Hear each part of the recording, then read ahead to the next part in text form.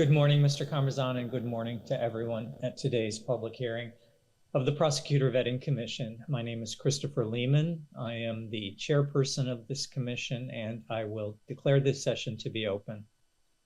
This commission was established under Law 252 on the external evaluation of judges and prosecutors. Article 22, paragraph 13 of that law provides that this commission will assess candidates for the Superior Council of Prosecutors, Discipline, and Ethics Board according to the procedures and criteria regulated by Law Number 26 of 2022 on the measures related to the selection of candidates for the position of members in the self-administration bodies of the prosecutors. This hearing is also being conducted under the Commission's rules of procedures for evaluations under Law Number 26 of 2022. Subject of today's hearing is Victor Comerzan, a candidate for the Superior Council of Prosecutors, Discipline, and Ethics Board. Mr. Comerzan, welcome to this proceeding. I am joined by my colleagues, and these will be from looking at the panel from left to right: Nadezhda Hryptievsky, Ermontis Mikalonis, Virginia Mararu, Saskia DeVries, and Cornel Lebedinsky.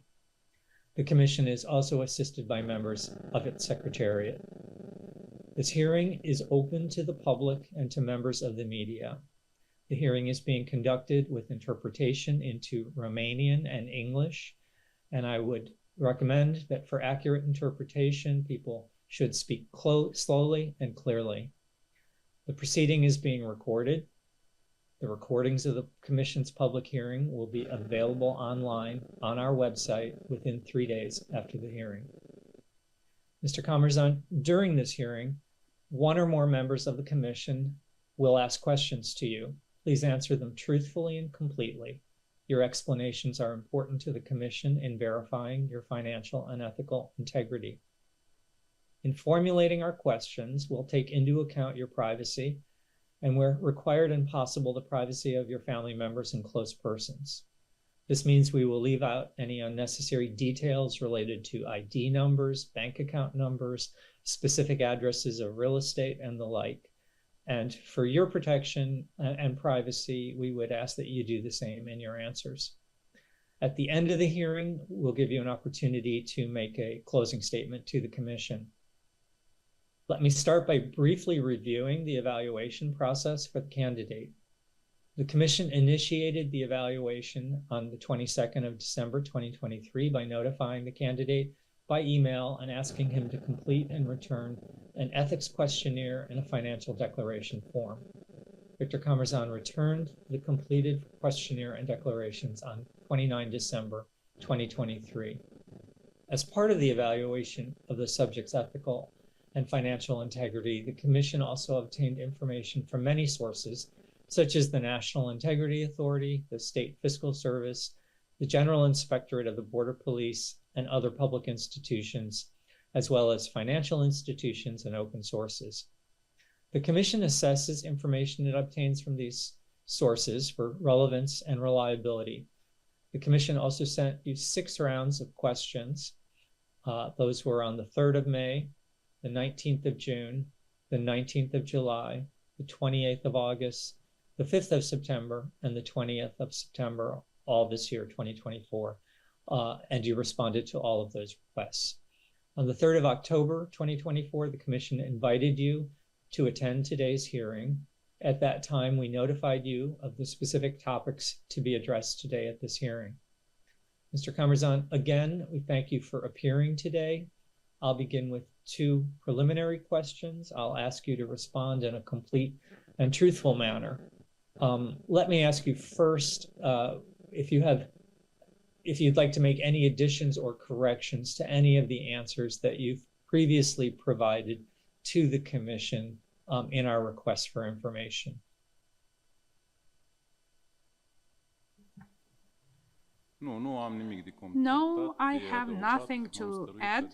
I tried as much as possible to gather accurate information, honest information to provide to the Commission during those 6 rounds of questions.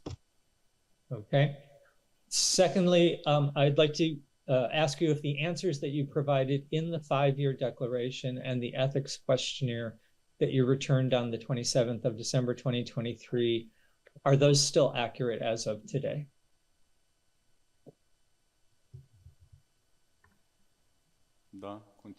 Yes, they are still accurate as of today. Thank you. And at this point, I will pass the microphone to my colleague, Ermontis Mikolonis, who will begin asking some additional questions for you. Again, I ask you to respond in a complete and truthful manner to all questions. Ermontis? Thank you, Mr. Chairperson. Good afternoon, Mr. Comerzan.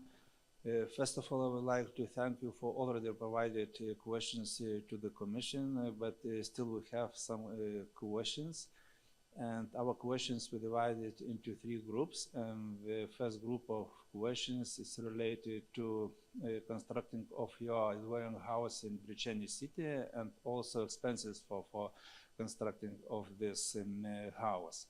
So, according to the information available to the Commission, you purchased 2 neighborhood land plots in Bricheni City for a total price 2,000 MDL. On 25 June 2005, you got permission to construct a living house, including the attic, cellar, and storeroom on the land. On 31st of July 2014, the dwelling house was put into operation. Is this information correct? Yes, it is correct.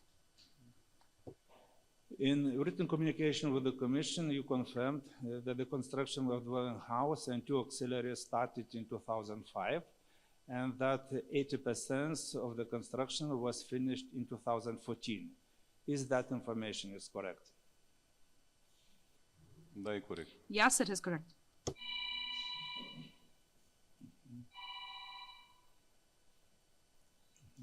According to the Real Estate Register Cadastre, construction of lands were evaluated for taxation in 2014 as follows.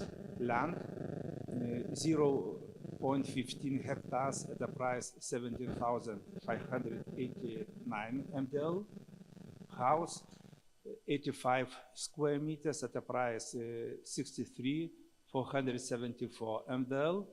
The first auxiliary construction, 119 square meters at a price 61,638 MDL, and the second auxiliary construction 29 square meters at a price of 5,908 MDL. In total, the cadastral value of the property is 158,609 MDL. Is this information is correct? Yes, it is correct. It's according to the cadastral documentation. In the first round of questions, you confirmed that you spent 160,000 MDL on constructed dwelling house and 2 auxiliaries constructions from 2005 until 2014. Is this information is correct? Correct. What price of property in Bricheni City did you declare in your annual declarations?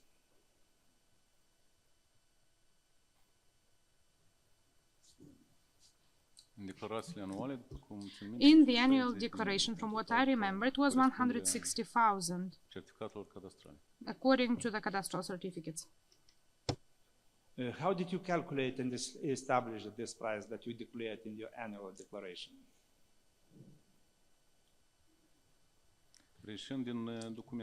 Based on the official document that was provided, because at that time I was not keeping the accounting records, because I don't exclude honestly that there may have been other expenses that I mentioned between 2014 to 2022 when we started to live there. There have been some more expenses. So based on the cadastral valuation, because that was an official document at the time, so based on it, and that was a practice of all declarants at that time. What financial sources were used to construct the property from 2005 to 2014?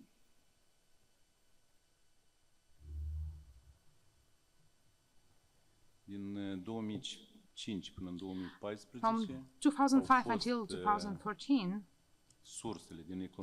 the sources were our savings, donations from parents in 2008,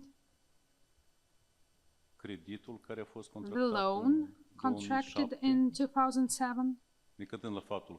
Despite the fact that we had financial resources, that was a preferential loan at that time, established specifically for construction. And well, these were the sources, and the salary and so on. And what source of income did your family have in this period from 2006 to 2014?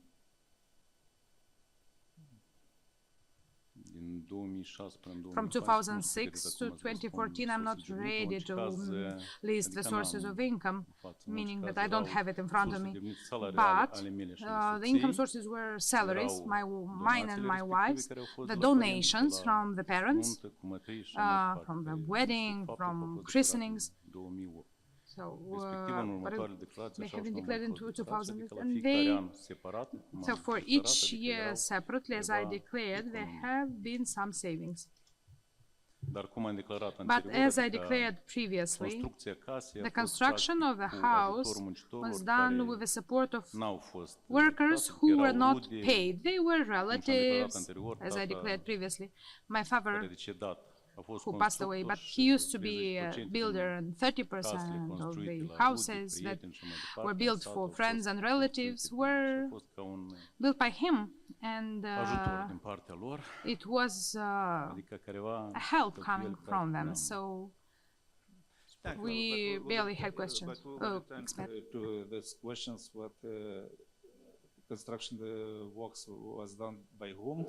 So during the written communication, you explained, and also today you confirmed that you took 180,000 MDL loan in 2007 and used it to construct a dwelling house and 2 auxiliaries.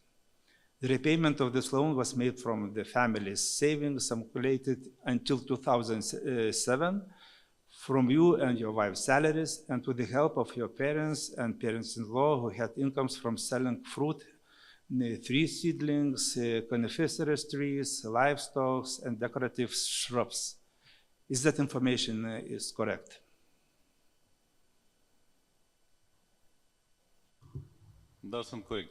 It is correct. If you use savings accumulated until 2007 for repayment, why did you take a loan instead of using your savings?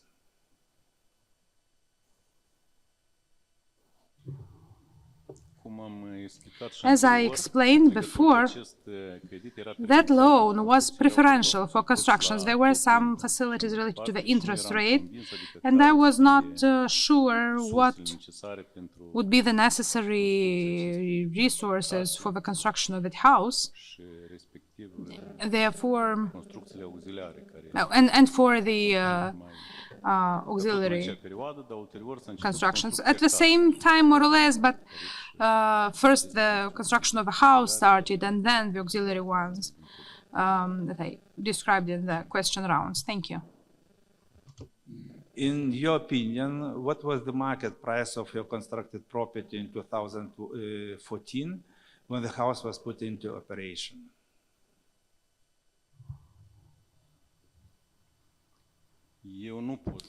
I can't tell you certainly what was the market price. I can only tell you that construction materials were cheap at that time. So the sand, the cement, they all had accessible prices. And in 2014, in that house you couldn't live yet because it still required some adjustments that were made later. In the third round of questions, you stated that the house was put into operation in 2014 and the estimated 80% of construction work was done. From 2014 to 2023, you spent around 100,000 MDL on finishing construction works. Is this information correct? Yes, it is correct. What financial sources were used for these construction works starting from 2014 to 2023?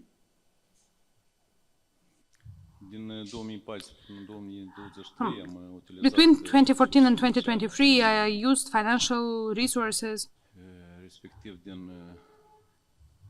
coming from donations, some, and families saving from the help provided in 2010, and then it was reimbursed until 2015, if I'm not mistaken, by Eugeniu Cărăruș. And the amount of 120,000 lei that was reimbursed by the brother-in-law to his sister, Krasnostan Andrei. Meaning not all of that, to make it clear. Partially from here, from there. I can't say a specific amount, that much from there or not. In your opinion, what is the current market price of your real estate in Briceni City?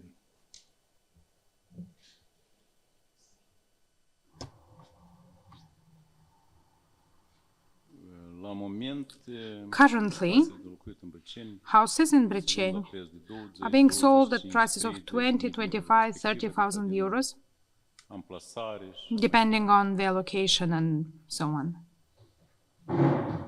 According to open source information, similar real estate in Briceni City was sold for a higher price than you spent on constructing the property.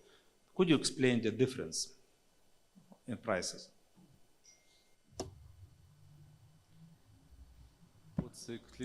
I can only explain that since the workers involved in this, well, money was not spent for that, and the price of construction materials, because the construction materials were not something extraordinary.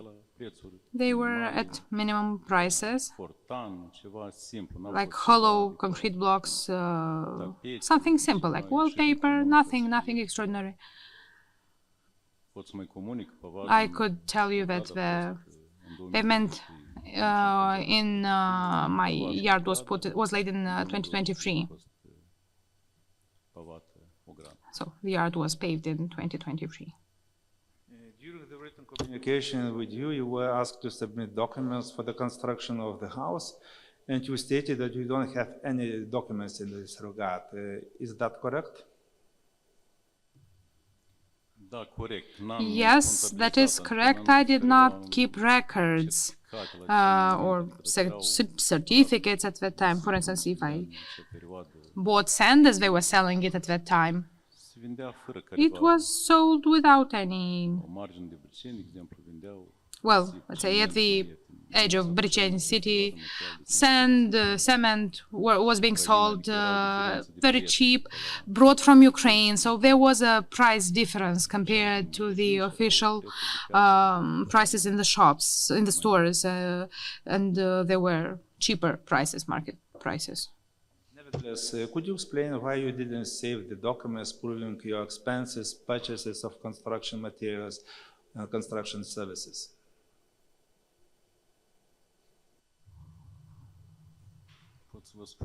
I can tell you that it wasn't deliberate.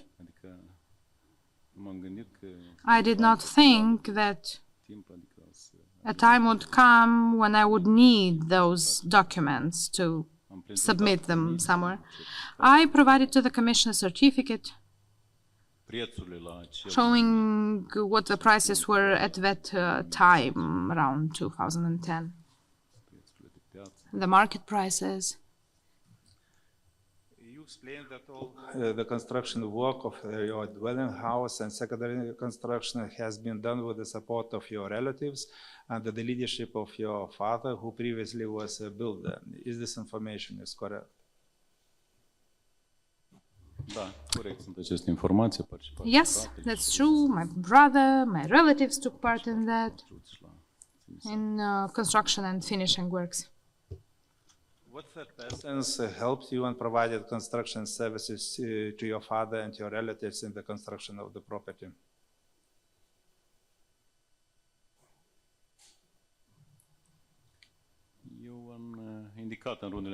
I mentioned in the previous questions rounds, they were my cousins, Topor Victor, who was a team leader, and other relatives, Topor Vladimir, Vasile. I mentioned them in the previous rounds of questions. Did you pay for construction services, and if you pay in cash or bank transfer? Personally, I did not pay at all, not transfer cash. My parents handled that. They were, they were organizing sort of collective support events, so they were covering the expenses for food for everyone. I don't exclude that there may have been some payment for the services, but very symbolic one. Could you explain how much it was paid for the construction work? Can you provide at least the approximate amount?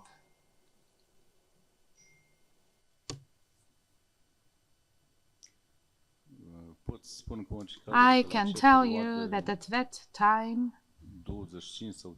25 or 30 lei was a meal, 1 meal a day, for the workers. There were 4 or 5 of them. But a specific amount that would have been paid to them for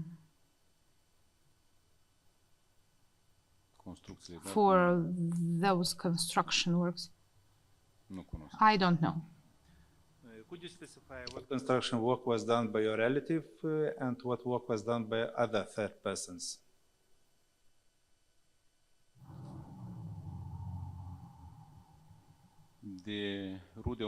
My relatives from preparing the ground up to building the wall, putting the roof and the fence,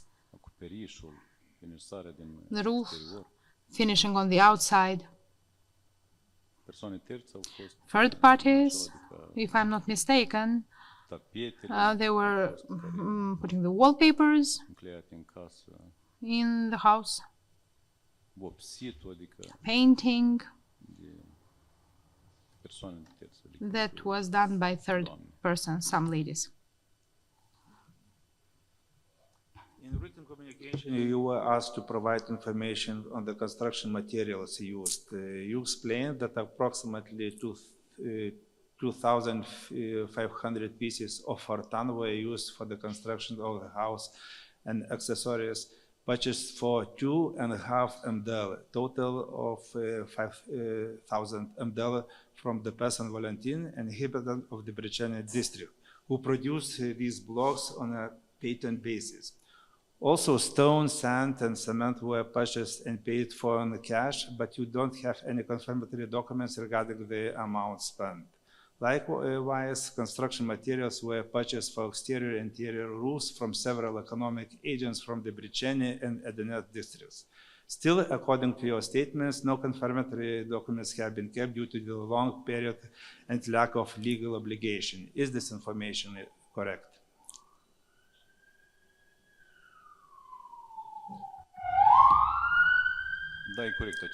Yes, it is correct. Do you have something to explain additionally regarding purchasing construction materials for constructing property in Brechene city?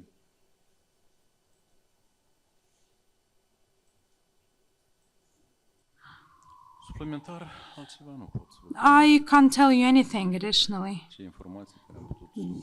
besides all the information that I was able to gather and submit to the Commission and to the Secretariat members. During written communication, you listed some construction materials and their estimated volumes. You also provided the Commission with a list of construction materials issued by an individual company from Brechene, which gave the estimated prices for different materials. Could you confirm that you paid the same or similar prices for construction materials?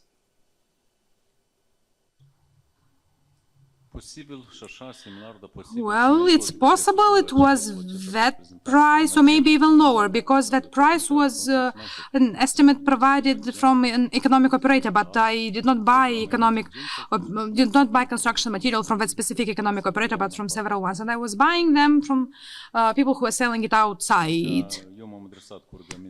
I went to that economic operator asking for giving a price between 2005 and 2014, if I'm not mistaken, for a period around 2010 to strike a balance. So I can't exclude it was cheaper than that. Anyway, I wanted to be cooperative and provide the Commission with the prices that existed on the average at that time. Thank you for your answer, but could you specify where construction materials were purchased?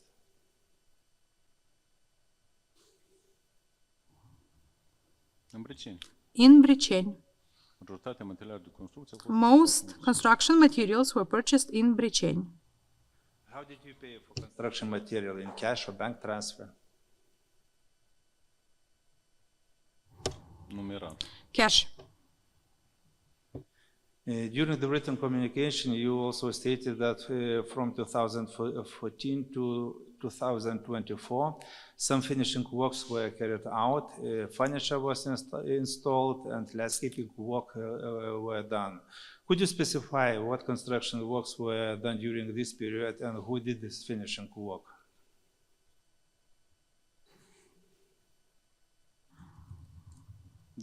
Yes. During that time, there were some finishing works, mostly indoors. Wallpapers, painting. So, because in 2014, when the house was put into operation, we did that because at that time, it was better to put it into operation, to have it officially correct in the documents, to avoid any doubts or interpretations that, like, look, you have the house, and it is not declared. So these were the works. The landscaping was done by our own forces. We planted some trees, and we had some lawn.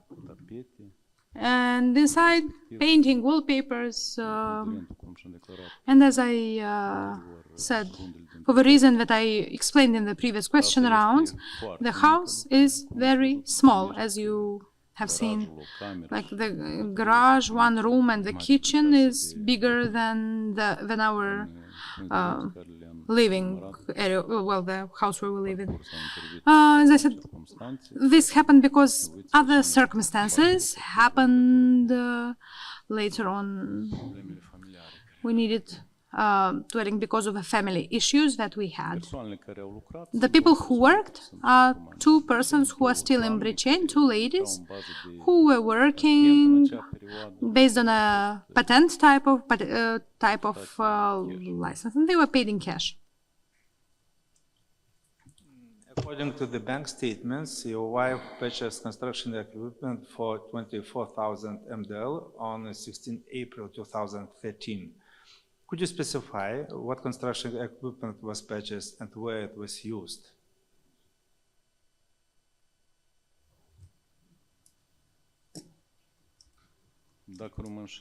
If I'm not mistaken, it was something from Romstal. So it was something for the bathroom, maybe a sink, something like that. I mean, sanitary appliances, let's say.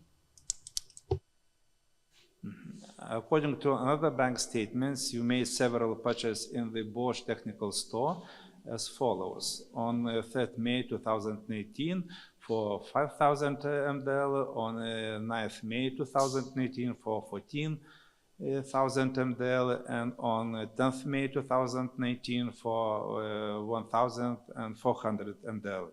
Could you specify what equipment was purchased and where this equipment was used?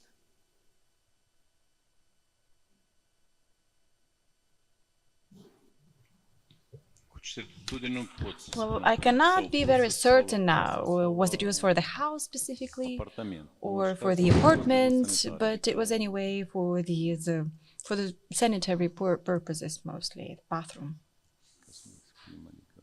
I think it was such as the sink or the tap. According to the bank statement, on 7th August 2020, you made a purchase in Biraders, a company that raised doors and door fittings for 16,500 MDL. Could you specify what was bought and where the bought items were used?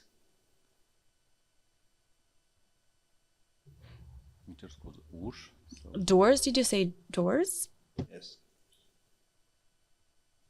The doors were bought for the apartment.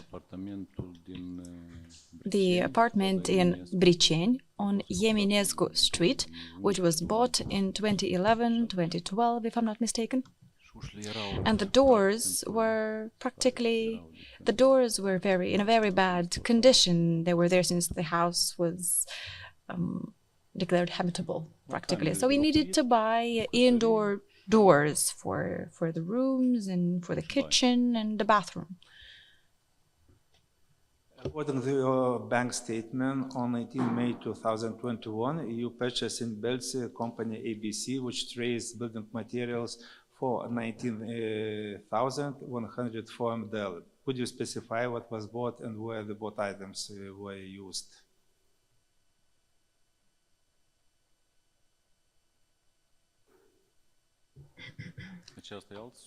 Is this a different amount, or is it still related to? Amount for 90,104 MDL. It was done in Belce, in company ABC, and this company trades building materials. So, do you remember what was bought and where what items were used?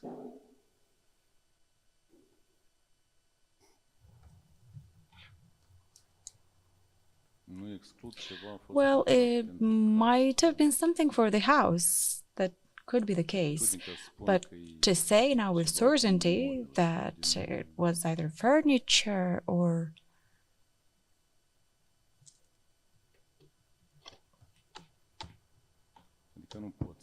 Now, I can't say precisely or specifically, but I think it could have been something, a piece of furniture that was bought, because we started living in the house actually in 2022, 2021, 2022. I think it was something made of wood, perhaps.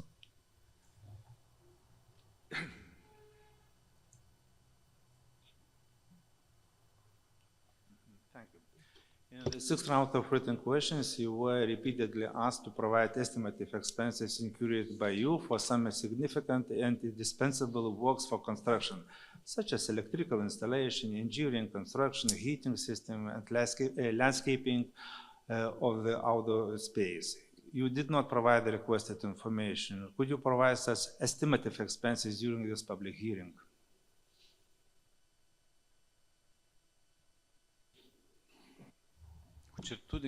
Well, I will certainly tell you that they were incurred in that period of time because these works were performed until 2014, before that year. So, and as regards the electrical installation, the plumbing, that would be, well, 10, 5, 15,000 lei. I don't know. I can't know with certainty. I have no supporting documentation for that. Right now, I don't have that. You have already provided to the Commission photos of your dwelling house and your auxiliaries in Bricheni City. Could you confirm that you provided pictures of your real estate in Bricheni City?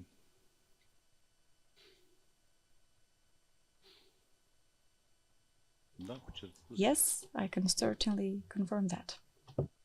An installed conditioning system in your dwelling house is fixed in the photo you provided to the Commission. Could you explain how much this conditioning system cost, where you bought it, and who installed it?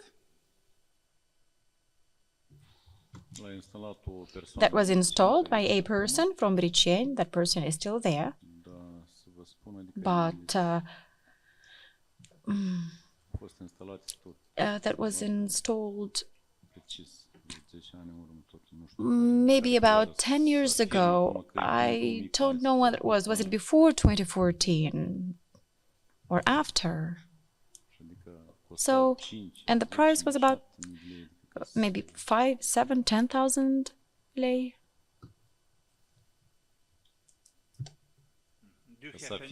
So I can't say with certainty. To be honest, I can't specifically name a price. Or do you have any documentation regarding the purchase of this conditioning system? No, unfortunately, I don't. Could you say what model of the conditioning system and what company produced the system?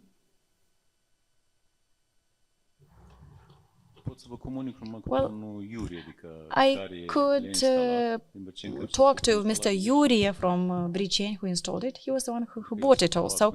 So that's what he was doing. He bought it, he installed it, and I paid him. I know that he was doing this, and he even allowed for a discount from that company that he's bought it from, but to now say with certainty.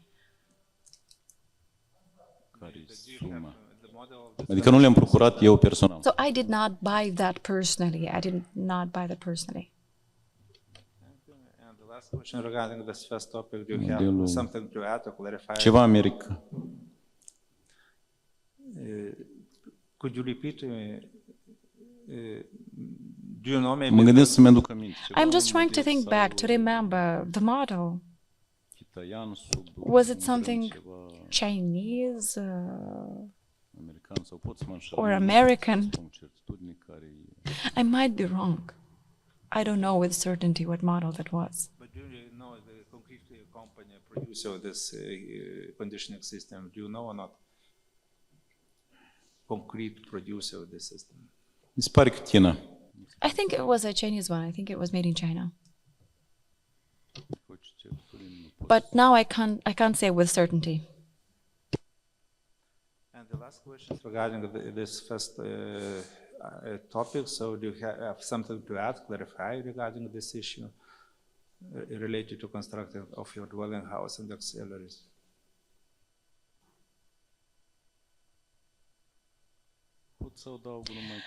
All I can add is that, indeed, if I had known, it would have been normal for every document to have been there. Would have been better to have kept it. That would have made things much simpler for the Commission, for the Secretariat. If the required documentation was there, and if that documentation was submitted to the Commission, this would have made it easier for me to be able to support those actions. That is all. Thank you. May colleagues have any questions regarding this topic?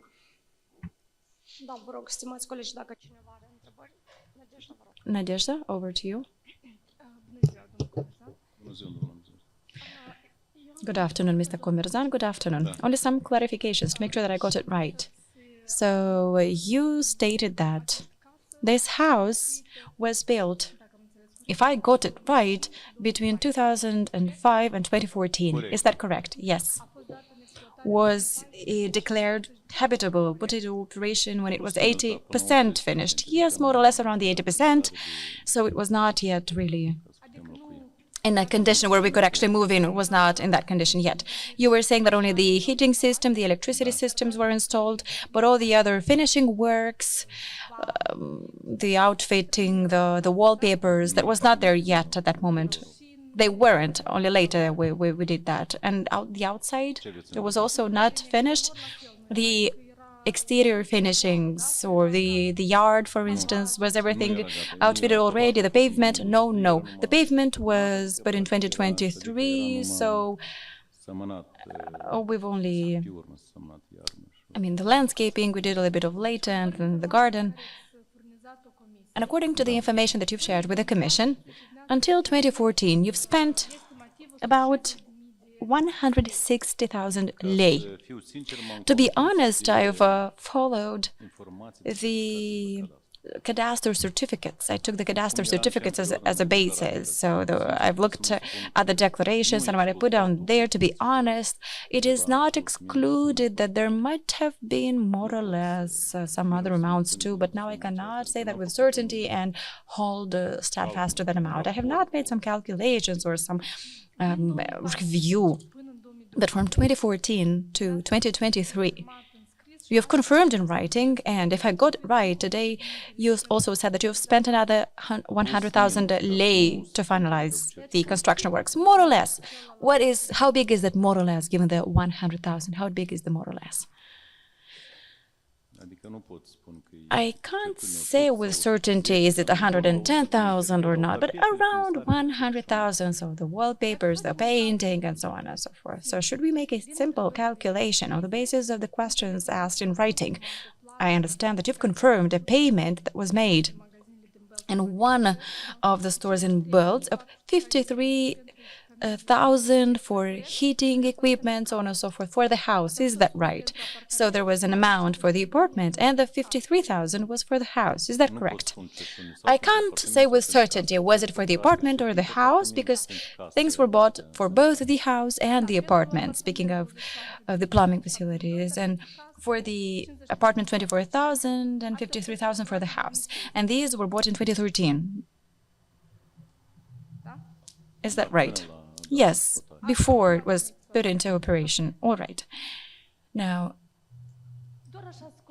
just for comparison, you stated it was 80% finished to that extent. And from 2014 to 2023, is it realistic to have spent only 100,000 lei to finalize the 20% of the house, and for everything required indoors and outdoors, and also to pay for the work of people who use that patent, that entrepreneurship certificate? So there are two people who put the wallpapers and who painted the ceiling. They didn't perform other works, and all the construction materials, all of that. Was that encompassed in 5,000 euros all this time from 2014 through 2023? Most of that was bought, to be honest. I already had it. And over time, I was buying additionally something. Well, you've seen the pictures of the wallpapers. They were very simple. I mean, I can't exclude. There might have been other amounts, but I don't have any truthful supporting documentation. It is only that even buying those assets in 2013, that is practically half of the amount. That I agree with you that there could have been some other funds spent. Yes. Anything you would like to say about it? No, I mean, I don't exclude the fact that there could be a difference of 10, 20,000. I am not maintaining this position that this is the only amount. If I had some supporting documentation, if I had the possibility to support this, but otherwise I agree with you. What about the people who put the wallpapers up on the walls that you contracted? Did they work there all these years from 2014 through 2023, or did they work only the last year for you? So how were those works being performed? How did that work? I can't say as to whether that was in the last year or over the years. The works were performed initially. There was some painting works, and then solely the wallpapers were put on the walls. Also, the painting the ceiling and the wallpapers. That's as far as I can remember. But I mean, when did this happen? In 2014, closer to 2014, or closer to 2023, or were things being done little by little over the years? Little by little over the years. But from 2021, I mean, in 2022, did you have any works done at the house? Did you get these people to paint something? No.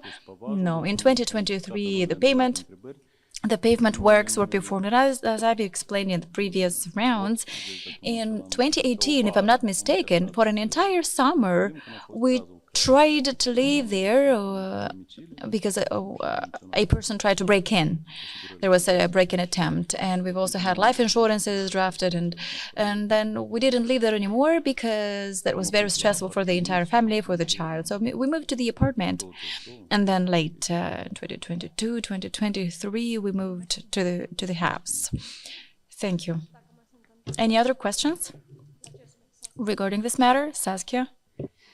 I have two questions, Mr. Comerzan, because you built a house and two constructions. What are those two constructions? Thank you for this question. As I've mentioned, the house initially was very small, 85 square meters. That was very small. And that construction that appears to be bigger than the house, actually, that's a garage. And there's a room and a summer kitchen adjacent to that. So they were, I mean, the garage had been planned, but the room was attached there because in that time, as I previously stated, the mother-in-law, she has a disability, a first-degree disability, so she had some issues, and my wife would go to her place practically every day to take care of her and help her out with her treatment. So that was a little bit problematic, and that was built in order so that parents who were older and, well, in her case, she had a first-degree disability. The point was for her to stay there and for a while she did live in that room. Microphone, please. Construction. The second one, smaller, 29 square meters, that is actually like a bathroom, toilet, and a room, like some sort of a wardrobe, place where we keep a storage room where we keep clothes, for instance. There's a shower room, a toilet. And the construction of these two buildings, that's also included in the 160,000 lei that you mentioned for the construction.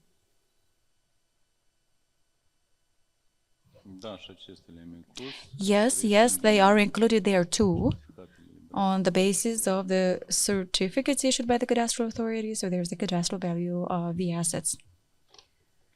Now I have a question because I'm thinking, what do you need when you want to build a house? You need a construction plan. Did you hire someone to do that for you, to make the drawings, how the house was to be built?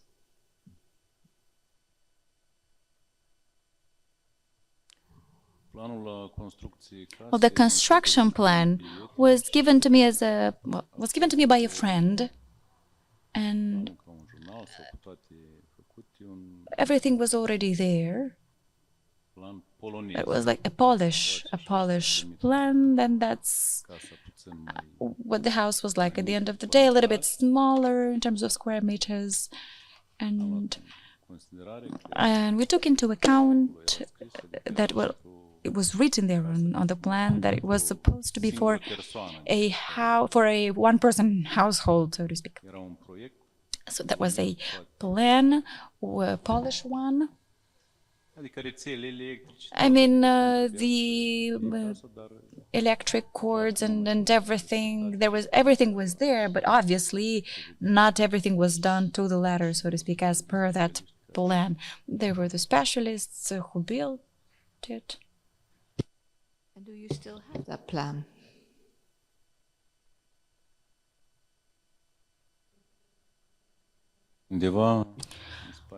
I think I do have it somewhere. I think it was there because it looked like a magazine in color with small houses, and for every page there were these layouts, and then I showed that to the architect, and then we moved on with it.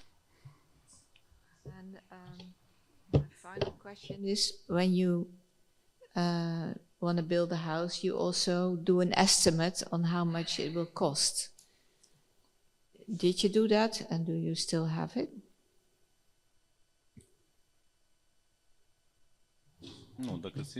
No, to be honest, in terms of calculations of expenses, I did not do that.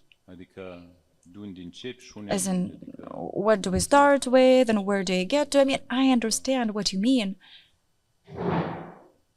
but we just started thinking of a house, but then we just happened to add those two constructions, and I think, well, initially we didn't even plan for it to happen.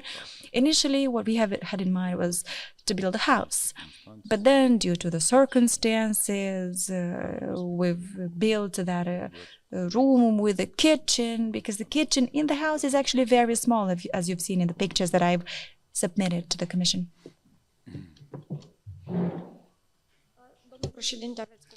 Chairman, over to you. Yeah, I just wanted to clarify these additional outbuildings, make sure I understand.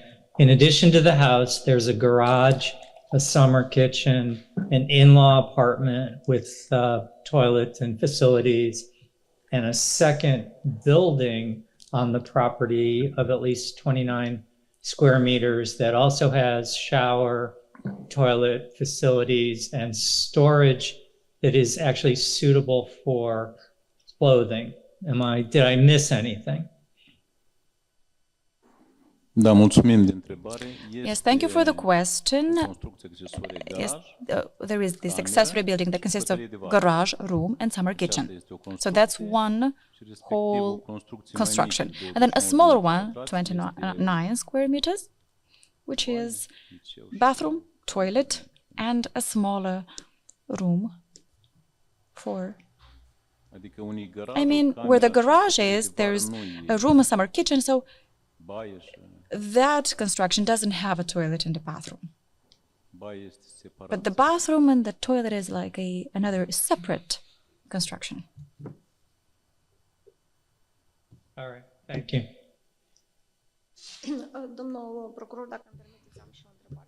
Mr. Comerzan, if I may clarify too something regarding this construction, I will regard it as a whole.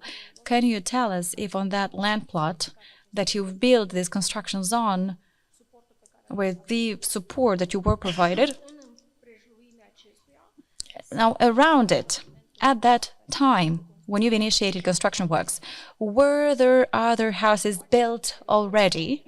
Or maybe later, or as you were building, maybe your neighbors started building houses as well? So were there houses already, or were they built later? On the left side, there was a house that was already built, and on the right side of the land plot, there was Jehovah's Witnesses church, so no other houses besides these two constructions. Yes, because we were right at the road practically, and there were a few houses in the back. Do you remember if at the time when you built those constructions, certainly you need some utilities, water, sewerage facilities, power, gas, potentially, but I don't remember very well if there's gas already in Briceni. There is gas in Briceni. I understand your question. Can you remember, because that too implies incurring certain costs, can you remember if you've incurred any costs to bring this infrastructure closer to your house to be able to use these utilities, or were these already there close to your house for you to connect your house to that? How much did you spend approximately, and is there any supporting documentation that you could share with the Commission later? As for supporting documentation, I don't have it, but all the networks were already there, because not farther there was a stadium, and there was an area where people were living, so it was quite residential. The gas, the water supply, the power cords, there was no problem with that. So access to utilities was there, so the water supply is right in front of the yard practically. The gas too goes through the yard, so it's all there. The power cords, it's right there. Everything is in front of the gate practically. Understood. So in terms of some additional expenses to bring these utilities closer to your house, you didn't have to incur any expenses for that. No, but do you remember how much you paid for getting connected to these services, to these utilities? We paid very little back then, because I did my best. In 2005, when I got the permit, I did my best to make sure I had the gas and everything.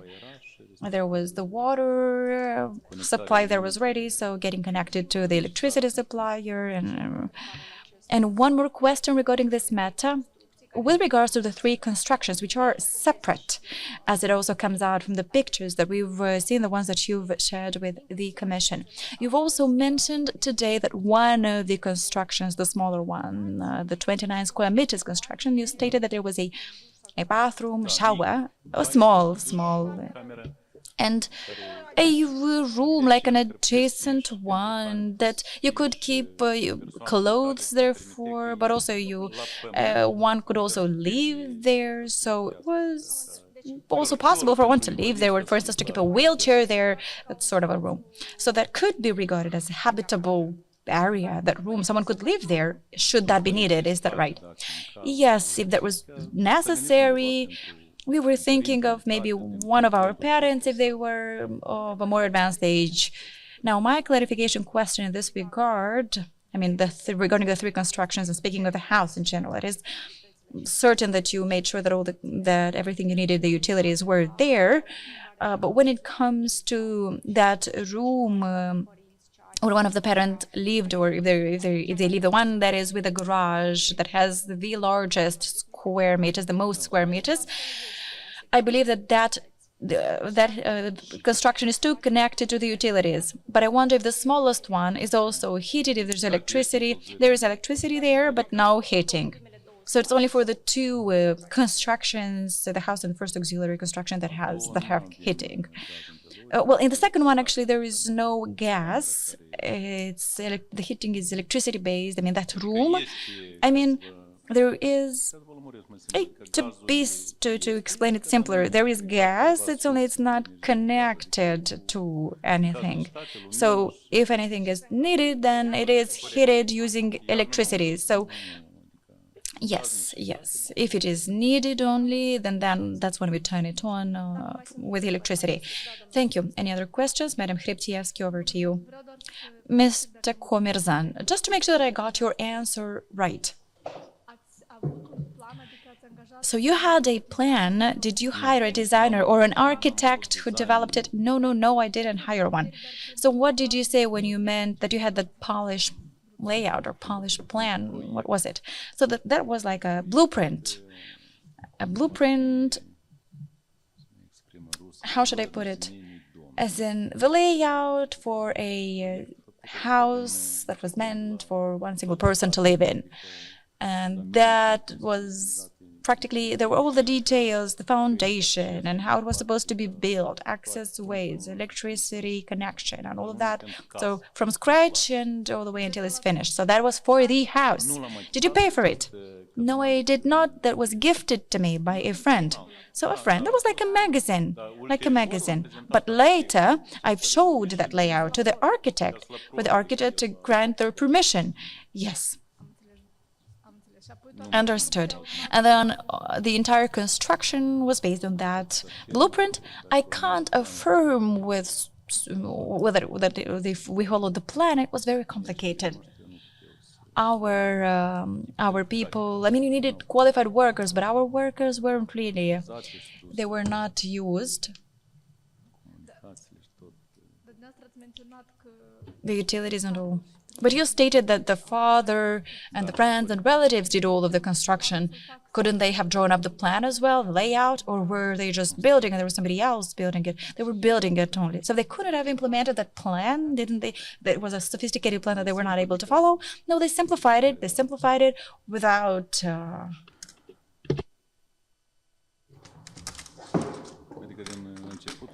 Meaning at the beginning, from an adjacent room that is in the room, it was planned to be a garage, so we changed it subsequently. We did not realize that if it was both a garage and something else, then on the second floor Well, we have one bedroom, but according to the Polish design, there was supposed to be two. So somehow the bedroom became small, one for us and one for the child, like attic level, very little. You can see that in the pictures that I provided. Thank you. Let's see if there are any more questions. Thank you. So the second group of questions are related to revolving credit loans contracted by you. So according to the information available to the Commission, you took several revolving credit lines from commercial banks as follows. A credit line from Victoria Bank in 2012, a credit limit of 220,000 MDL. The second credit line from the same Victoria Bank in 2014, a credit limit of 150,000 MDL. The third credit line from Moldencom Bank in 2016, a credit limit of 100,000 MDL. And the fourth credit line from the same Moldencom Bank in 2019, a credit limit of 100,000 MDL. Could you confirm this information? Yes. These are the revolving cards. With Victoria Bank, I had a card for 220,000. If I'm not mistaken, there were some violations with the reimbursement, some repayment. Then it was decreased down to 150,000. And then from Moldencom Bank, the cards were 49 or 50,000 lei that was raised to 100,000. So it's one and the same, but it was being extended when it expired. When the card expired, the contract was extended. The revolving credit. Following the response from Victoria Bank in 2012, the bank's credit committee agreed to grant you a loan of 220,000 MDL for 24 months on the Visa Platinum product. The purpose of the credit line was to meet consumer needs. As a loan repayment source, you were proposed to declare your income.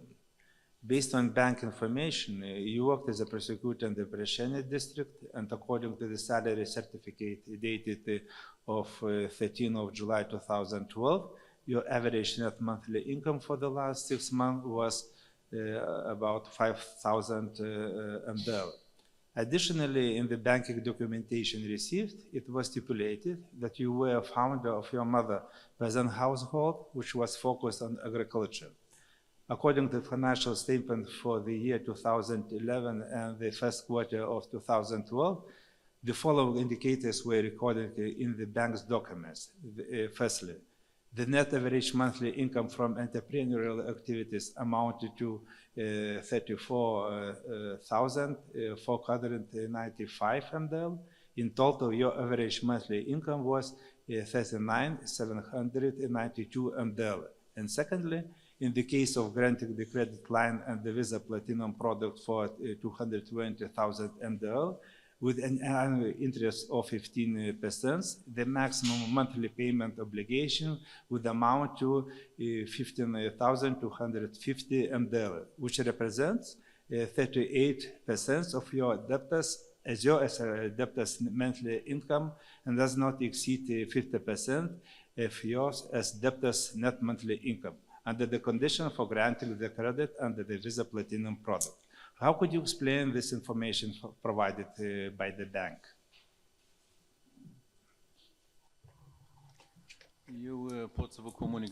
I can tell you, yes, I looked into the minutes and I can tell you that I personally, I couldn't have provided such data because I have never been the founder of the peasant farm Comerzan Anastasia.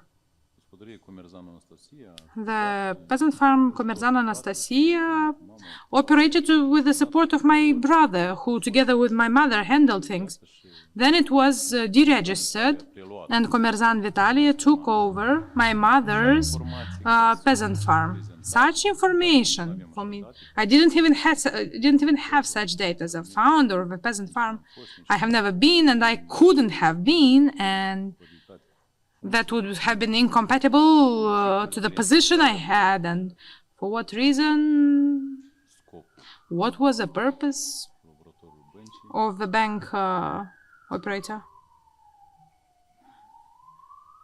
Under the criteria provided by the bank for obtaining a Visa Platinum product, your salary at the prosecutor's office was insufficient. Could you explain how you received the credit line mentioned if you did not meet the financial criteria established by the bank? I can tell you that I can only tell you that I received that card. There was an offer of a bank, but submitting some documentation that I was a founder of a peasant farm, I couldn't have done that. I have nowhere to do that from. I just couldn't do it.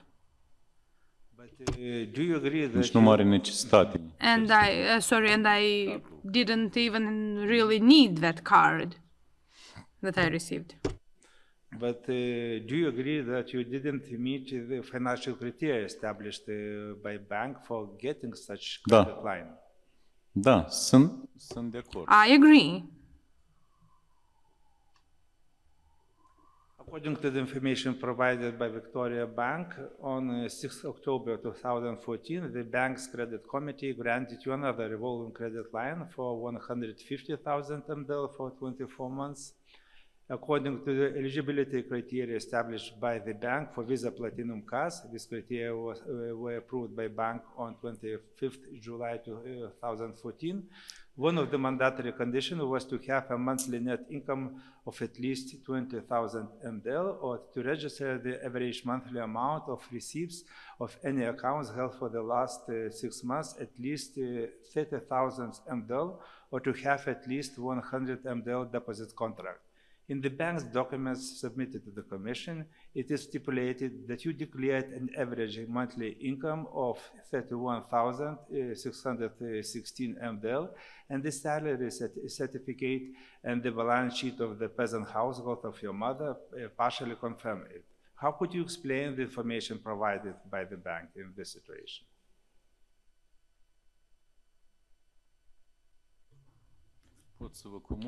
I can tell you that the information provided by the bank, I don't believe it's true, because personally I did not submit such documents. I couldn't have submitted them. I really have big doubts, because I asked officially, I saw 2 minutes that you are mentioning, and I can't say for sure if the signature on there is mine. Did you participate in any form of your mother's peasant household? And did you have any income from it? Under no form did I take part in my mother's peasant farm, and I didn't have any income from there. Did your mother's peasant household have any income starting from 2008 to 2023? And did she declare peasant household income to state tax service?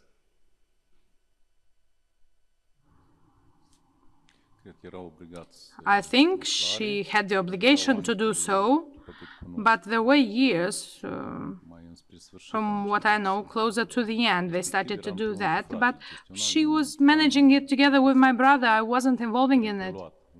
So my brother took over in 2022. The peasant farm. In the first round of questions, you claimed that the amounts contracted from Victoria Bank in 2012 and 2014 were used by your friends with the initials GC. In the second round of questions, you stated that person with the initials GC is an old friend and he worked in agriculture, construction, and car repair business. You also noted that the loans granted to your friend with the initials GC were used in his entrepreneurial activity to extinguish some overdue obligations. Could you confirm this information? Yes, I confirm that.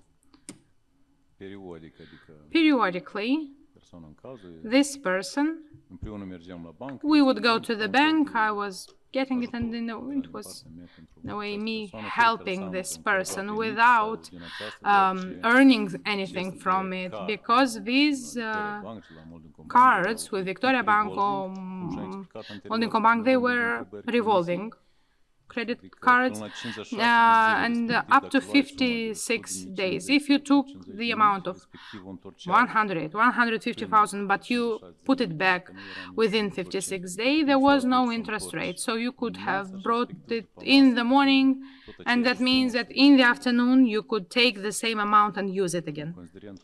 So for this reason. In written communication, you also explained that the amounts granted to your friend GC started from 100,000 MDL in 2012 and reached 200,000 MDL in 2014, and they were without interest. Could you confirm this information? Yes, that's correct. As I said previously, so it was taken, and if the money was returned in time, there was no interest related to it. So he was coming, we would go together. I was going into the bank and paying. So the expenses were at 1 month or 2 months. The card fee, so the services for the bank which had to be paid. In the third round of questions, you stated that another your friend with the initials GV and your brother Vitaly used another revolving client contracted in 2018 for 100,000 MDL, and you repaid the debts. Is that correct?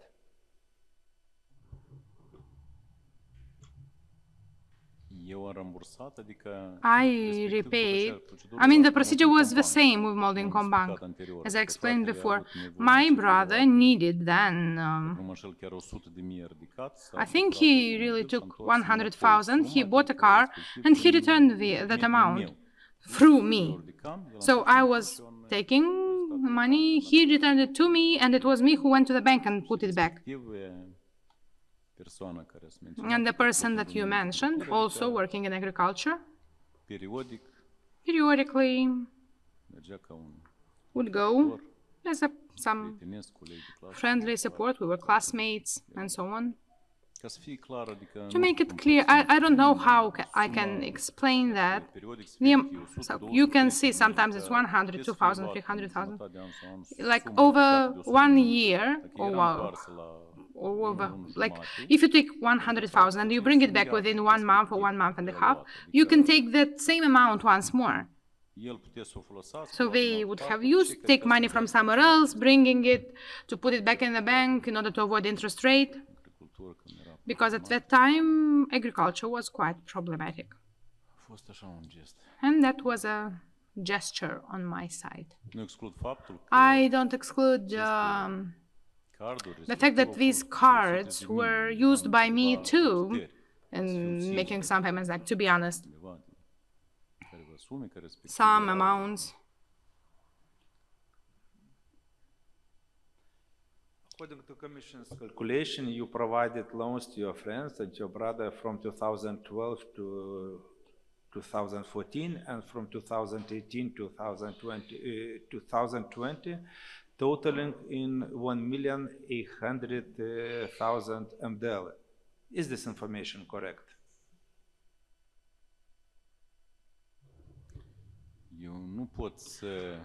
I cannot say yes or no. I can explain that this amount, the amount of 100,000 that was taken, it may have been taken and used in that year only one time. I just want for it to be clear to the Commission, because it was the same amount. I want to express myself correctly. It can't be 1 million or 2 million or 500,000. It was the 100,000. Like that amount was taken, put it back, take it from another person to not to pay interest. They were putting it back and forth in order not to pay interest and using it for a year. That's why the total amount gets that much. Have you benefited from this financial support from your friends and brother?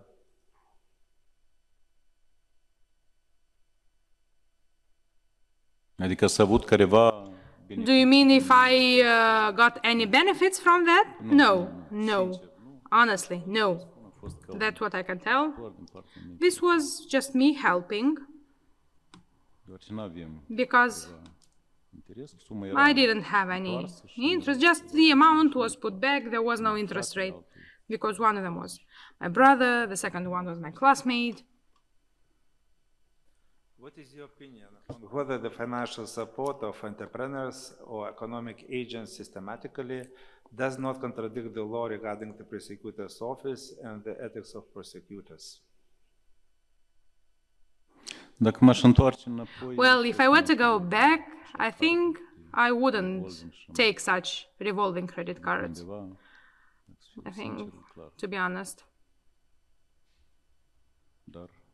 But it doesn't contravene the current legislation if you help a friend, not getting any benefit from that. Do you have something to add or clarify concerning this issue? Oi, mă scuzați. Nu. Sorry, no, nothing, thank you. Maybe colleagues? Dacă colegii au careva întrebări, da, doamna Certievskie. Domnul Comerzan, eu doar aș vrea totuși. Mr. Comerzan, I would like to understand. Maybe I'm missing something. According to all financial criteria, you were not eligible based on your salary to get that revolving credit of 220,000. Yes, as I understood from it, I couldn't. So then how did you get it? And the second question related to this one. Since you obtained it, why couldn't your brother get it? Why did you or your friend, why did you have to give them that? Does this have any connection? I mean, is this somehow related to your position as a prosecutor? I understand, Ms. Nadezhda, there is no connection. So for me to contract a revolving to... No, you did not understand me. Is your position as a prosecutor related to the fact that the bank accepted to give you that loan even though according to the financial criteria you were not eligible to get such a loan and an ordinary citizen wouldn't have received it? I understand your question, but to influence somewhere, somehow to get this revolving credit. No, I couldn't. Are you aware if, let's say, a teacher with a similar salary, if a teacher went to the bank, would he or she be able to get such a credit? I think no. You think? So you think no. I understood your question. I understand. Thank you. Let's see, are there any more questions here? I'm coming back to your remark because I think you said that the bank offered you the credit card. Or did you apply for it?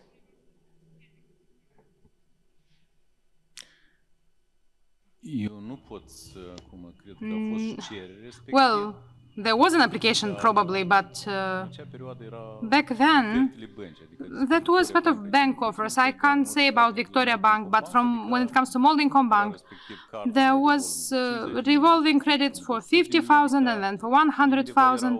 So it was interested to have, to issue such cards because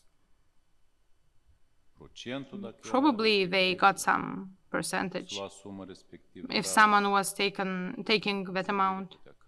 I don't know, card fee. The banks at the time were interested to have as many clients, like now, actually. Well, those must have been the reasons. Bank love clients, so who can say? No. Now, did you get the card because of this revolving credit? Was it a credit? Was this your idea? that you could use it for your friends? Nu. No, the initial idea was not like going there deliberately and getting a card. No, it was a bank's offer. Just having a card like that, if necessary, you could withdraw that amount, you put it back and you pay no interest if you repay within 56 days.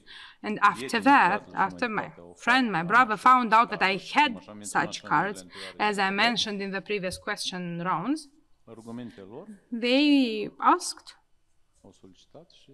and I helped them without any interests or benefits from giving them those amounts.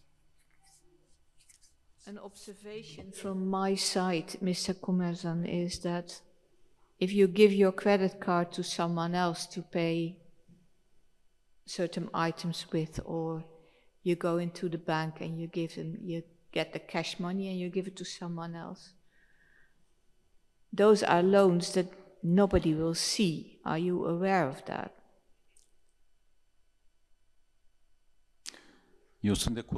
I agree with you, but I was open, transparent. I helped a friend, he put it back. It wasn't a loan that I would have gotten benefits from. No, it was put back into the bank. I had no interest in that, to make it clear. No financial resources at stake or help. Just helping a brother, friend. With regard to that, because you said at the beginning, first I got a credit of 220 and then they moved it down to 150 because there was a problem with the repayments. Can you tell us something about it? I can't recall certainly, but I think that maybe there was some penalty. There were bank's conditions. If you are 1 or 2 days late and you are like going into the red for them, I think they put the threshold the limit from 220 to 150. They might have refused you altogether. So I do not exclude that. Helping that friend, that could have been the reason that there were some delays with the repayment of that revolving credit before those 56 days in order not to incur any interest.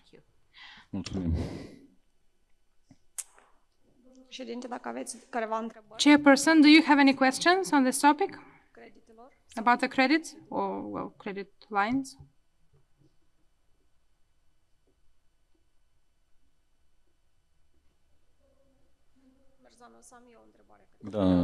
Mr. Comerzan, I have a question to you about those credit lines.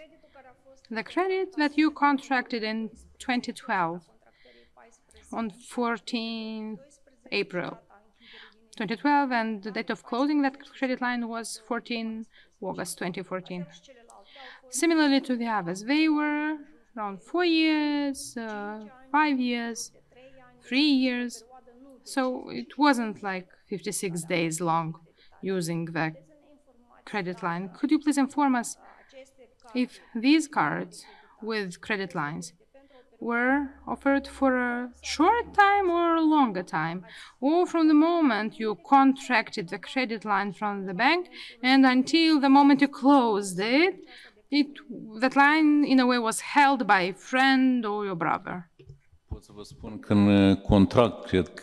I can tell you that in the contract, if I'm not mistaken, it was stipulated that it was for 1 or 2 or 3 years. I can't say certainly. So the revolving card was issued for a period of time, 2 or 3 or 4 years, and when it expired, it was extended. A new card was issued.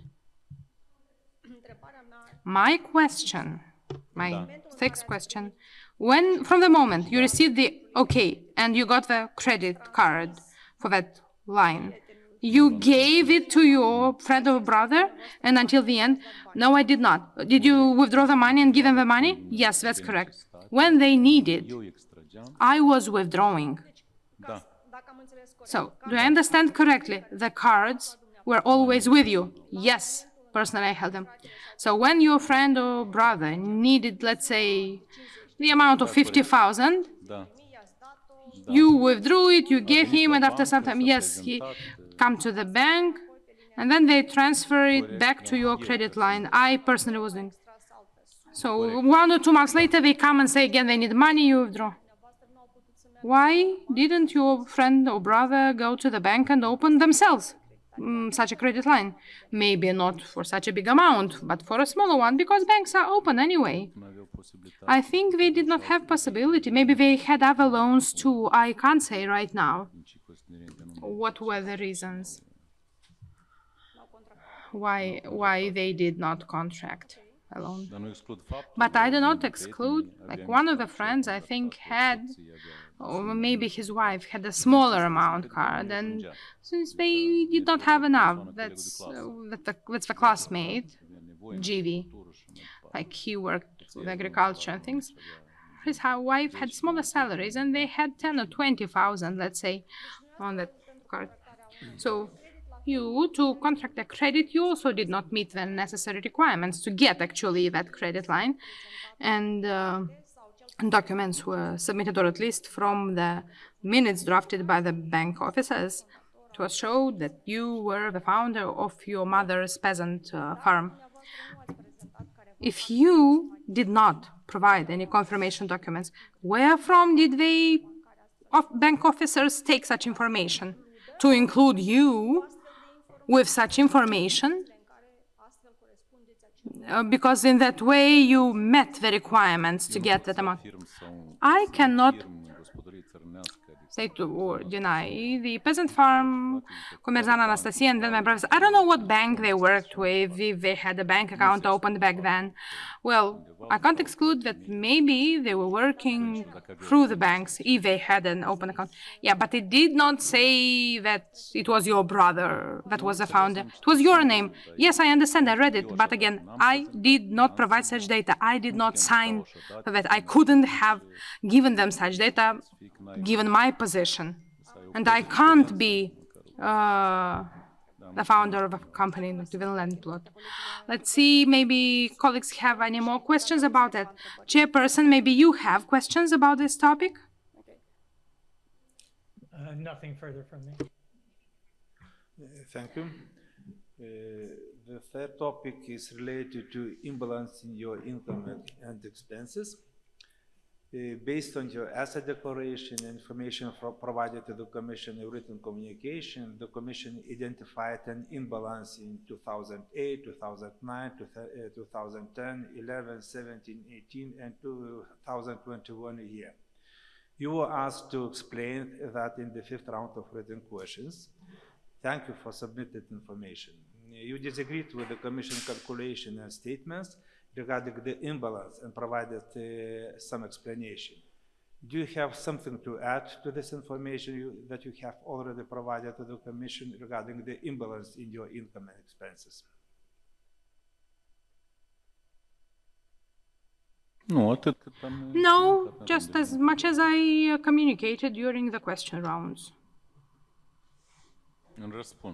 In the answers that I provided to better said. I don't have anything additional. In your written answer to a 5th round of questions, you stated that you had savings every year since 2007. Could you provide information on your savings at the beginning and end of each year, starting from 2007 until 2023?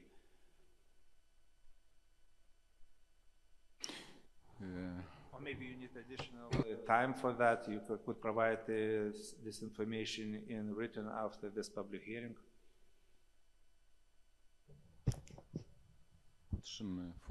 I could do that in writing, and I can say now, too, that indeed, if I should exclude the fact that in 2008 I did declare those donations and so on and so forth, which was from the parents, I can tell you that every year the parents, more or less, for growing seedlings of trees, and they would have, and the fir trees, they would have $10,000 more or less, depending on the year and depending on the price.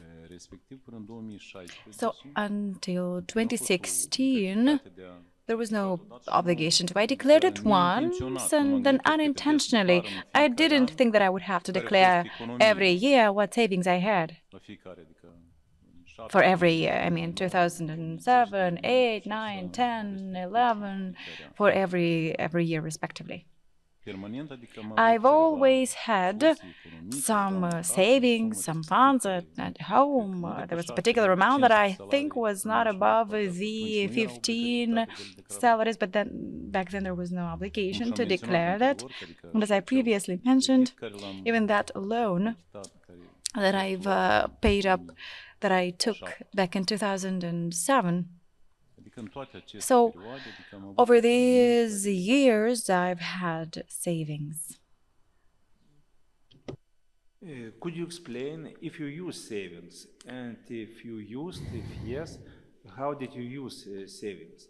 In other words, were savings accumulated, for example, in 2007 or later years, kept until now, or used for some purpose? Do you have savings accumulated from previous years available now?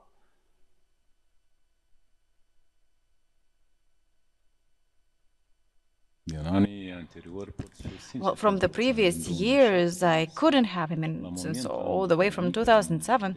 But now I have savings that I've declared following the sale of the car, and out of renting out those land plots, and out of the sale of a land plot. So now I can't be certain, but into the 2023 declaration, I've declared either 500,000, around that, 500,000 lei that I have now. But these are quite recent, but for 2007, 8, 9, 10, 11, as I've already stated, there were those savings respectively, and they were being used to make the respective payments for the loan that was taken.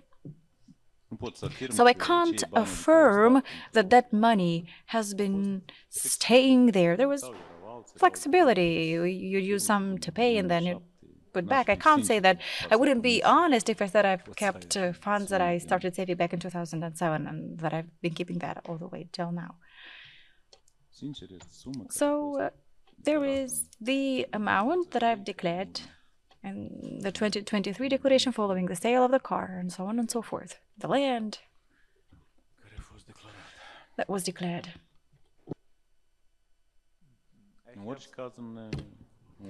Either way, regarding all the years, what I can say with certainty is that there have been savings. So over these years, in these ones too, there were savings that were up to 15 salaries. So therefore, there was no obligation for me to report that. But now it's clear that to be honest, you have to declare everything, to report everything. So this is it. Thank you. So if I understood correctly, we can state that you have savings in every year until 15 average salaries. Correct. That is correct, yes. Thank you. I have also some clarifying questions regarding the imbalance in 2009. You explained previously that you paid 70,000 MDL for Toyota Camry made in 2003, and that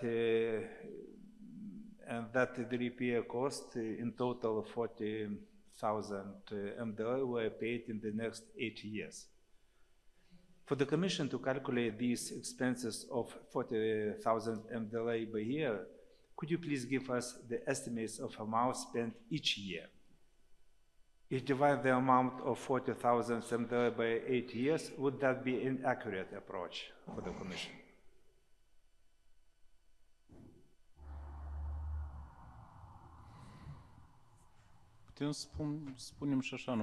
Well, we could put it like that too, but now I cannot say or deny really, because the car, as far as I can remember, was imported from either the USA or Canada. It has been for about 3 years in Britain at the time, so you could drive it, but it has been flooded as far as I can remember.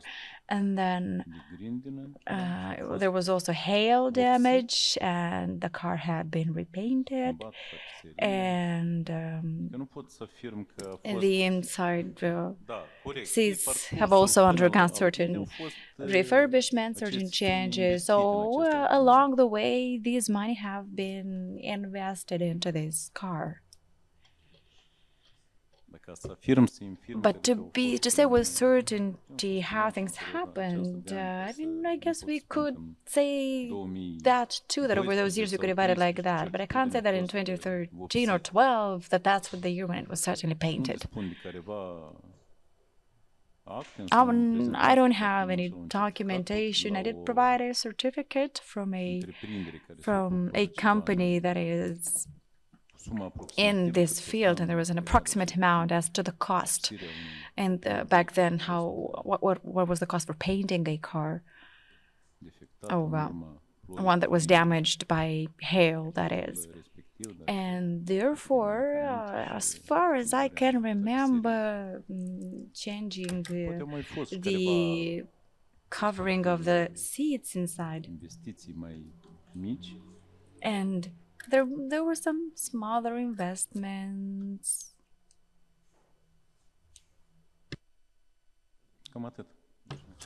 That is all. Thank you. I would like to ask and repeat my question. So we're talking about the cost of 40,000 MDL for repairing the car. And if the Commission, this amount of 40,000 MDL, will divide by 8 years, it will be accurate approach, talking about checking your imbalance during this period or not? Because in previous your written answers, you disagree when we involved this expenses in 2009 here. You mentioned that these repair costs were spent in the next 8 years, not in 1 year, but in 8 years. So could we divide this amount by 8 years? It will be correct? That is correct, yes. So we can divide, we can have this approach of dividing the 40,000 by 8.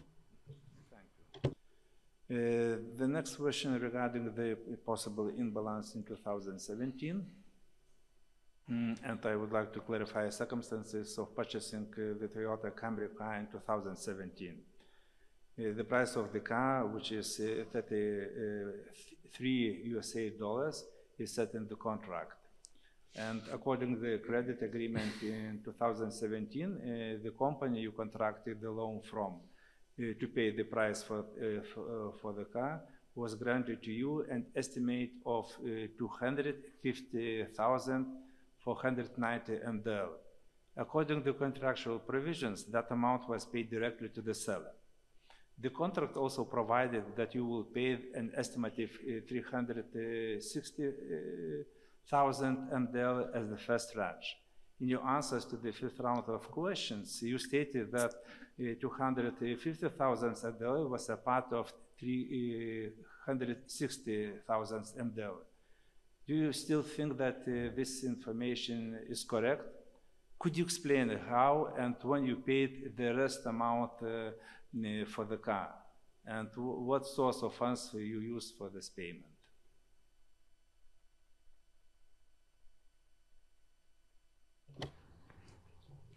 The 250 amount that was the loan from Credit Rapid. That was the basic amount, the main amount that was paid from the savings and from those savings that I had, the family savings and the funds out of the sale of the respective car.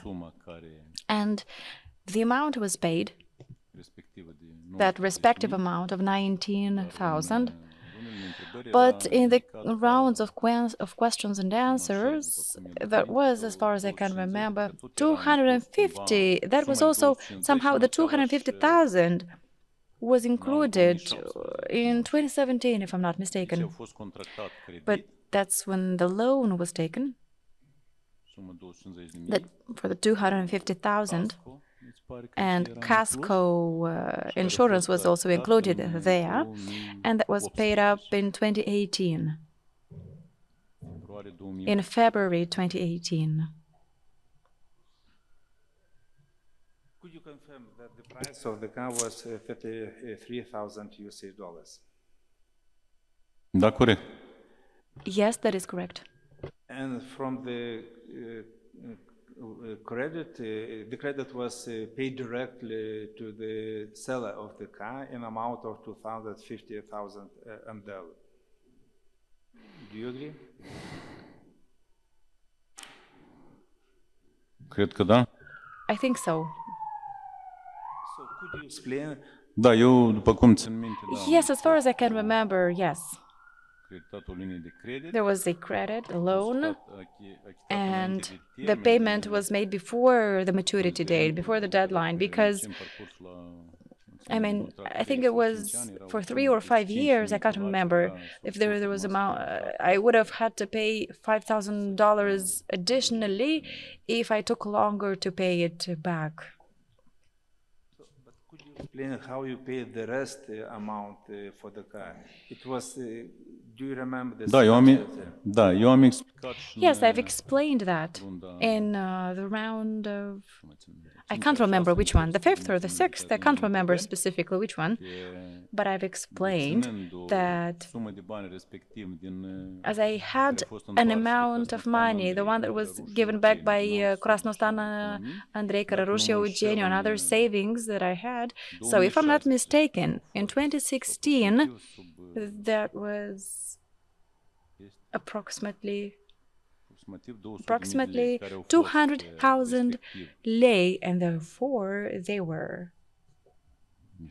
I don't know if that was like a loan or because the parents-in-law needed some works to take the fruit trees out, to put back in other seedlings and to pay for the labor. So they had this money, and then it was returned later when we saw there was a problem.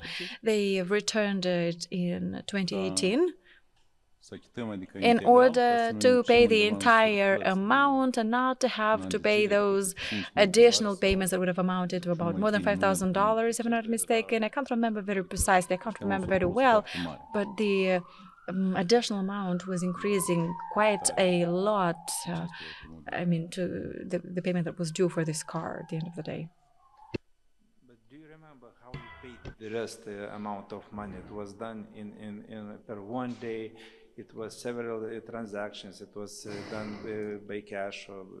So do you remember the circumstances of payment for the car? So we agree that the one part of payment was done directly from the loan, so to the seller.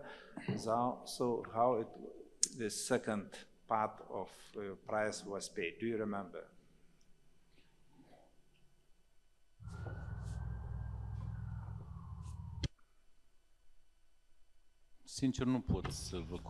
Honestly, I can't say what was that paid in cash directly. In terms of any documentation, I don't have any. I don't have any documentation. But I think it was through the bank, since there was that loan. There were several installments starting with October or November, so it was not all at once. There were several monthly installments, two of them I think in February, and I think it was by transfer, or no, I think it was cash. Thank you. What source of funds did you use for this payment for the car? What I paid in the end, that was this money, respectively, from the parents, and they were returned in 2018.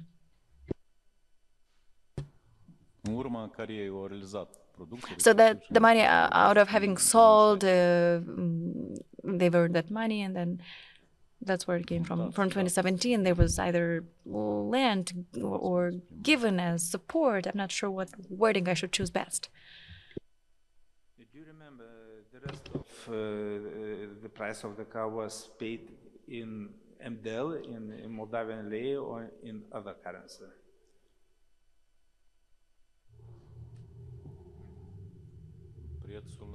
The price in the contract, the price was in dollars, but the payment was made in Moldovan lei as per the exchange rate, I think. Yes. But the contract had the price in dollars because it was related to the respective exchange rate as per the day. And because when the payments were being made monthly, those installments, it was either $300 or $250 a month. I can't remember very well for the leasing. So that would be calculated on the basis of the exchange rate as at the date, specifically, for instance, every second day of the month or third day of the month, depending on. So by the deadline which you were supposed to make this payment. I would like to clarify. So do you agree that the first part of the price for the car was paid directly from the loan?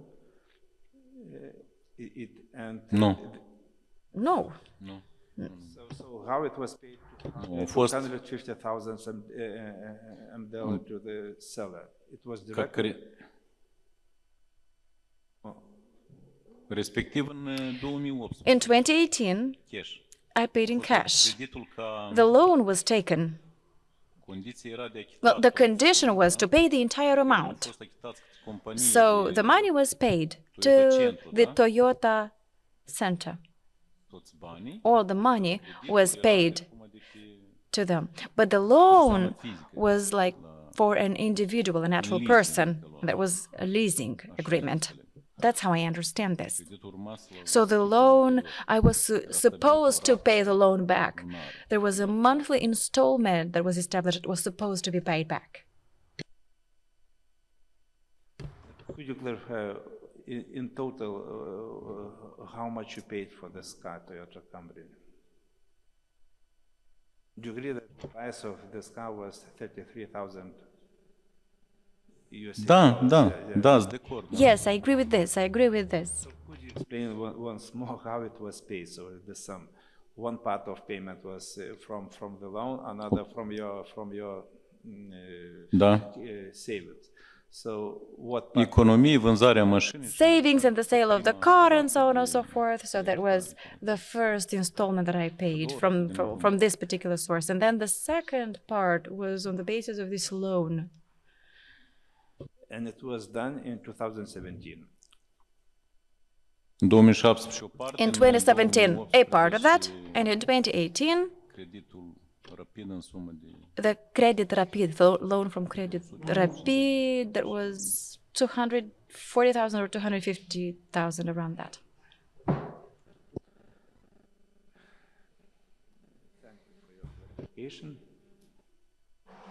Mulțumim dumneavoastră. Thank you, too.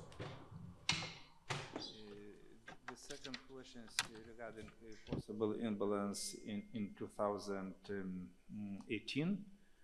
When the Commission asked you in written communication about the imbalance of 133,000 MDL for 2018, you claim that you granted a loan of 200,000 MDL to your parents-in-law in March 2016. Do you remember what date you did that, concrete date? Well, as for the date specifically, I can't remember, but it was in early spring when they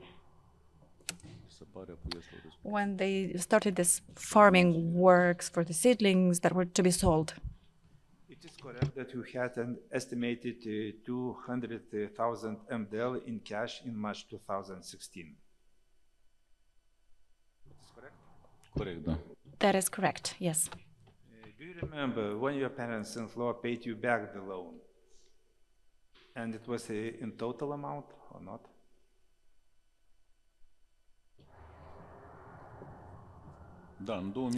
Yes, in 2018, when I was to pay back the loan, in 2018, the amount was given back. In total? Întregime, în totalitate, da. Yes, yes. Can you state that you had 200,000 MDL in cash at the end of 2015? And where does this money come from? Da, cum am menționat.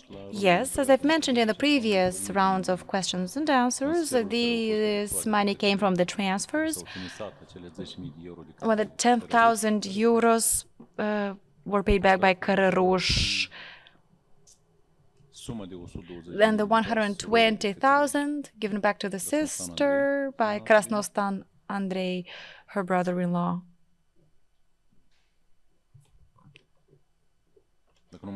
If I'm not mistaken, there was another deposit made after the sale of the apartment, or that was given to my wife, 1,000 euros. And does this money come from? Could you repeat once again? 200,000 MDL that you had in 2015, and what does this money come from? The origin of this savings? It comes out of the family savings, salary, and the loan that was given back by Cărăruș Eugeniu and Cărăruș Elena, his mother. I've given them this money in 2010 because she's had that surgery for cancer. And Krasnostan Andrei, the brother-in-law, gave back 120,000. So respectively, I can't say specifically that the 10,000 was from there and 120,000 was from elsewhere. But it was sort of from there. Some money was spent along the way too. There were multiple sources. I can't say specifically that that money was the one that has been periodically given back via transfers. So there were multiple sources, to be honest, the ones that I've listed. Why did you only provide this information about the potential loan to your parents-in-law when the commission asked about the imbalance? Why only then?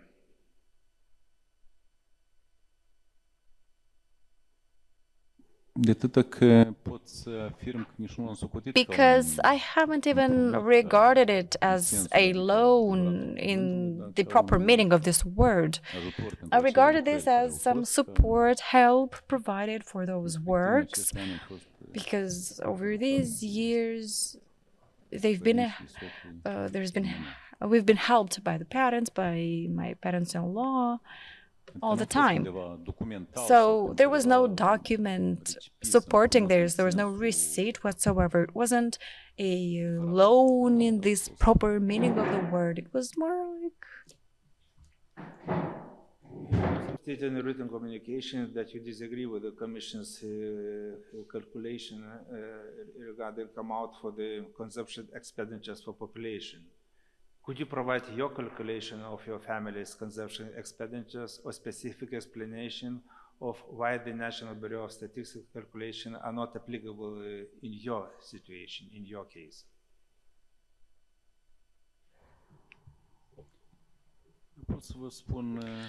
I can say with honesty and to state that when it comes to vegetables, to fruits, to poultry, eggs, and even they would bake bread in the countryside, so practically all the foodstuffs that we'd use. And I am embarrassed, but I'd say that practically all the food we were getting from the countryside, the fruits, the vegetables, the poultry, the cheese, the sour cream, everything, all these foodstuffs we've been using and to this day. And same regarding the seedlings, I can provide pictures of that. And later in 2023, the parents have sold fruit trees of different categories. And next to the house, they're also growing tuya shrubs and fir trees. I can also provide pictures. I can share pictures with the Commission to support this statement. So it was the last my question regarding imbalance in your income and expenses. Maybe you have something to add or clarify regarding this issue. I did my utmost best to be as honest as I could with the Commission, with the representatives of the Secretariat who've been sending me questions. And yes, in certain instances, I can honestly say that there are certain omissions, certain gaps. But I tried my best to provide all the necessary information, even where I didn't have the documentation. I tried my best to more or less ensure some sort of a balance between the amounts and sources and so on and so forth, whatever was there.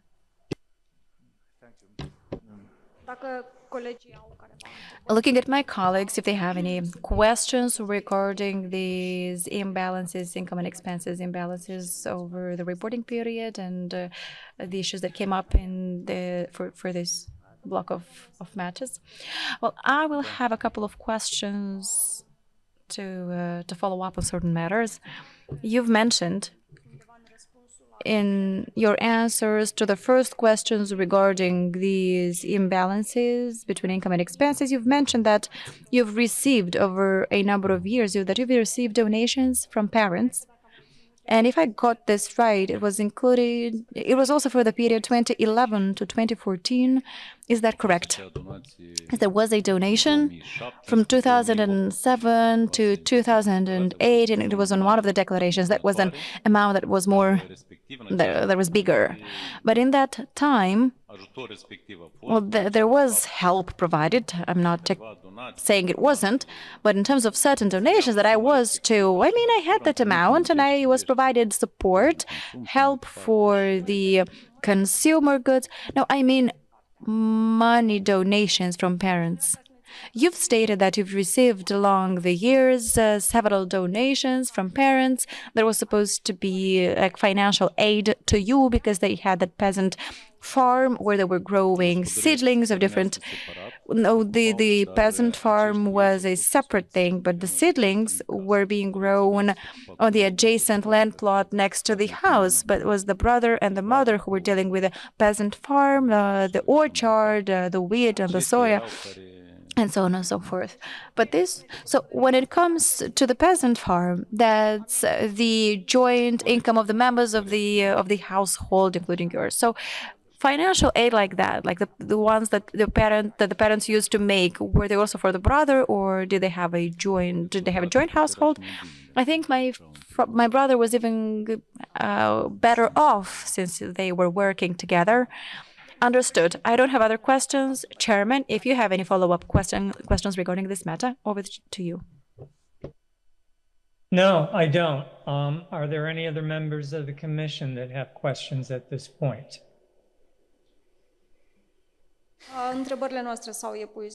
I think we're done with all the questions with respect to the last topic on today's agenda.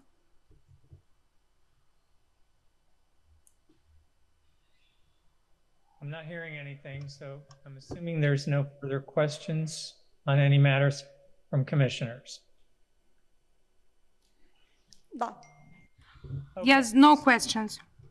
Thank you. So, Mr. Comerzan, we'll now give you a last opportunity to make a brief closing statement, should you choose.